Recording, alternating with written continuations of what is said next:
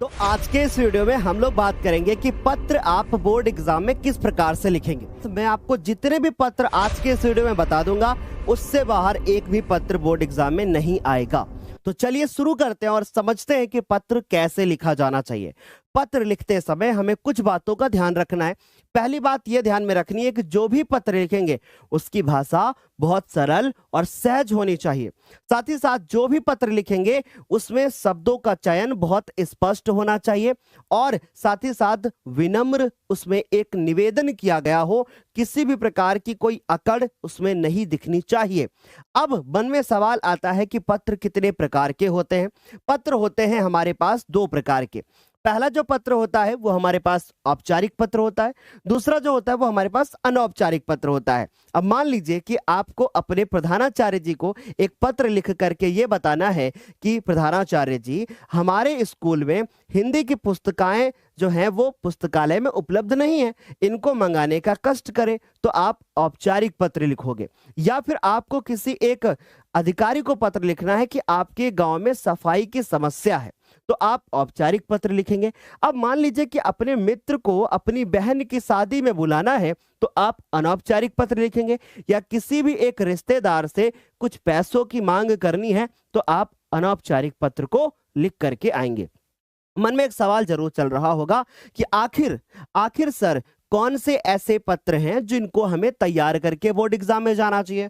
तो बच्चों कुछ हमारे सामने पत्र हैं। जैसे पहला पत्र जो कि आपके बोर्ड एग्जाम पिछले वर्ष में पूछा जा चुका है कि आपके विद्यालय के पुस्तकालय में हिंदी की पुस्तकों एवं पत्र पत्रिकाओं का अभाव है। आपको प्रधानाचार्य जी को एक पत्र लिखना है और बोलना है कि भैया इन्हें मंगाने का अनुरोध करें।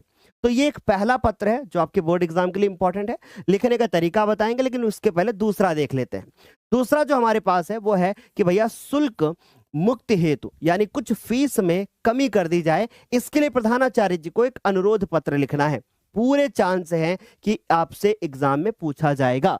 अगला जो हमारे पास है वो ये है कि ये भी प्रधानाचार्य जी को ही लिखना है कि विद्यालय में खेल कूद की सामग्री की ओर ध्यान दिलाते हुए प्रधानाचार्य जी को एक प्रार्थना पत्र लिखना है। अब ये सारे ना एक ही जैसे लिखे जाएंगे, तो मैं आपको एक ऐसा तरीका बताऊंगा जिससे आपके सारे तैयार हो जाएंगे।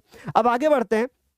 एक और पत्र लिखना है। किसको लिखना है? ये पत्र लिखना है नगर निगम के स्वास्थ्य अधिकारी को।